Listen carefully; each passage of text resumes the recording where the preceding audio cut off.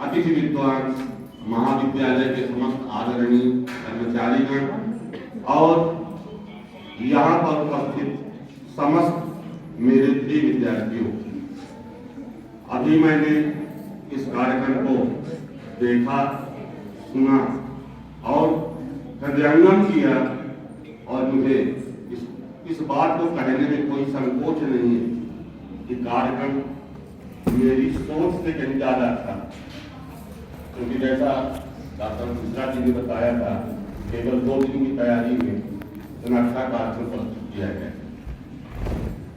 क्योंकि हमारे भारतीय संस्कृति में यह परंपरा चली आ रही है कि हम कुछ कहें उससे पहले श्री गणेश भगवान और माता सरस्वती का आवाहन और वंदन अनिवार्य है।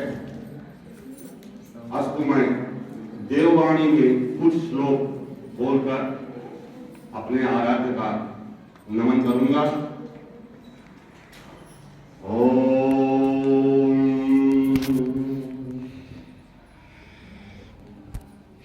शिव तनय वरिष्ठम सर्व कल्याण मूर्तिम परशु कमल हस्ते शोभितम मोदकेन अरुण कुसुम मालम व्याल लंबोदरम च मम हृदय निवासम श्री गणेशं नमामि।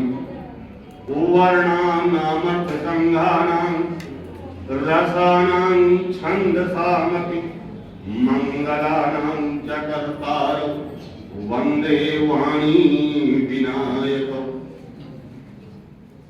अभी हमारी छात्राओं ने श्री राधा कृष्ण की रास लीला पर आधारित लघु नृत्य नाटिका प्रस्तुत की थी। तो मेरा यह कर्तव्य है कि मैं उस पर कुछ कम शब्दों में अपने छात्रों को समझाऊं कि राधा तत्व क्या है और कृष्ण तत्व क्या है। अधिकांश लोग समझते हैं लड़का और लड़की, गोप कन्या गोप बालक, इसलिए बहुत कम शब्दों में बताऊंगा और बताने के पहले एक श्लोक फिर से बोलूंगा जो आप में से किसी को नहीं मालूम। मेरा चैलेंज है, अब महाराज को बताना। ओम नव जलधर विद्युद्योत वर्णो प्रसन्नो बदन नयन पद्मो चारु चंद्रावतंसो अलक तिलक भालो केश वेश प्रफुल्लो भजु भजतु मनोरे श्री राधिका कृष्ण चंद्रो भजु भजतु मनोरे श्री राधिका कृष्ण चंद्र। जिसने भी यह श्लोक लिखा उसको मैं प्रणाम करते हुए अपने छात्रों को बताऊं इसका अर्थ क्या है। हमारे जो विद्वान प्राध्यापक हैं इनको नहीं समझाना है, इनको तो पहले समझाए। छात्रों को जरूर समझाना है, उनके समझ में कुछ नहीं आया, क्योंकि देववाणी को जानते नहीं, जो पढ़ाया जाता है उतना भी नहीं जानते जिसको क्या जाए, क्योंकि महर्षि का लिखा हुआ है। तो शुरुआत कहां से हुई? नव जलधर। कोई विद्यार्थी बताओ जलधर का अर्थ क्या होता है? नहीं माना, इसलिए मैंने कहा किसी को नहीं माना। नव जलधर अर्थात नवीन मेघ। जलधर माने बादल, ऐसे बादल जो अभी बरसने वाले हैं, बरसे नहीं। नव जलधर, उसमें जो विद्युत चमक रही है आकाश मंडल में, मेघ मंडल के मध्य में, तो नव जलधर विद्युत द्योत, उससे जो द्योत माने चमक निकल रही है, तो तुलना किसकी की गई है? राधिका की सौंदर्य से। नव जलधर विद्युत द्योत वर्णव रंग, वर्ण माने रंग, राधिका जी का जो गौर वर्ण है, गौरांग है, जो दिव्य सौंदर्य है, उसकी तुलना कवि को कहीं संसार में मिली नहीं। उन्होंने कहा कि जैसे नव जलधर में विद्युत कौंध रही है, केवल उस विद्युत की चमक से ही हम राधिका जी के वर्ण की तुलना कर सकते हैं। क्यों? क्योंकि क्योंकि हम बिजली की ओर भी आंख से नहीं देख सकते, स्वतः ही आंख बंद हो जाएगी। ऐसे ही राधिका जी का दिव्य सौंदर्य है, कोई साधारण मनुष्य उनकी ओर देख नहीं सकता। तत्काल ही श्रद्धा के कारण उसकी आंखें नमन की मुद्रा में बंद हो जाएगी। नव जलधर विद्युत द्योत वर्ण प्रसन्न हो, मुखमंडल कैसा है, उदास नहीं है, प्रसन्न मुख मुद्रा है। नव जलधर विद्युत द्योत वर्ण प्रसन्न हो, बदन नयन पद्म, बदन मान मुखमंडल, और नयन, नयन कैसे है, कमल की भांति विकसित सुंदर। बदन कैसा है, चंद्रमा की भांति प्रकाशित। बदन नयन पद्म, पद्म माने कमल, बदन नयन पद्म, चारु माने अति सुंदर, चारु चंद्रावतंसो, जैसे आपको मालूम है शरद ऋतु में जब पूर्णमासी होती है उसका जो चंद्रमा सबसे अधिक प्रकाशित होता है, तो उससे तुलना की गई कि शरद पूर्णिमा के चंद्रमा से ही राधिका के मुखमंडल की तुलना हम कर सकते हैं।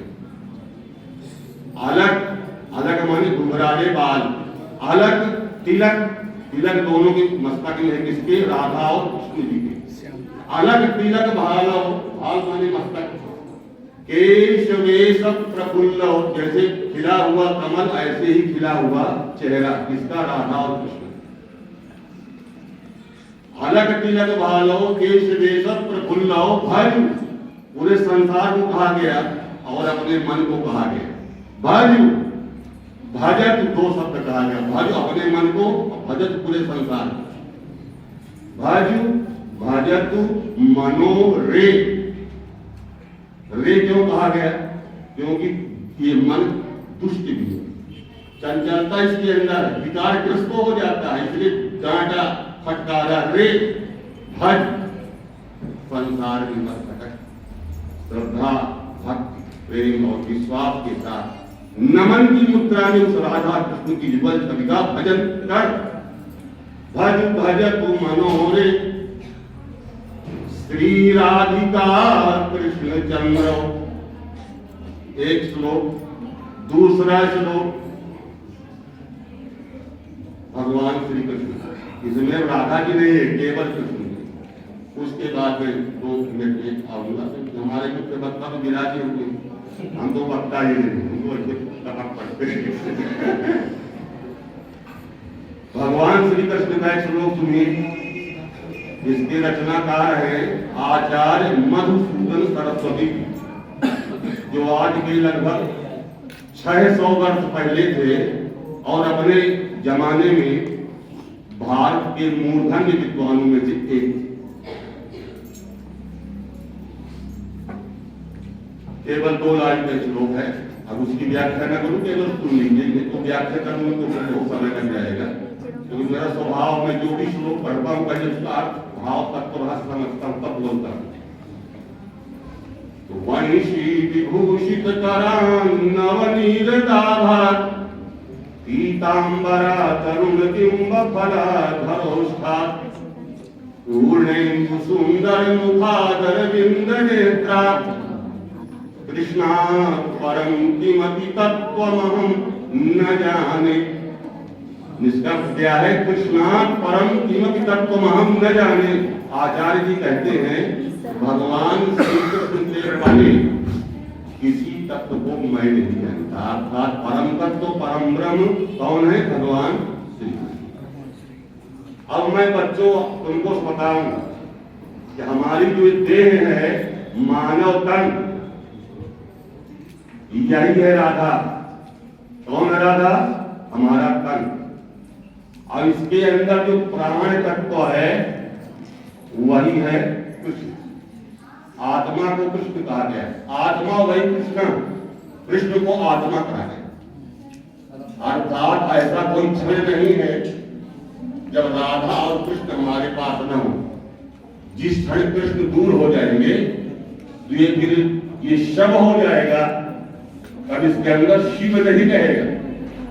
तो राधा कृष्ण अर्थात शरीर और प्राण एक साथ हैं, अर्थात राधा कृष्ण नहीं। और मैंने क्यों कहा ऐसा, कि अधिकांश हमारे छात्र जानते हैं राधा माने गोप कन्या और कृष्ण माने यशोदा नंदन।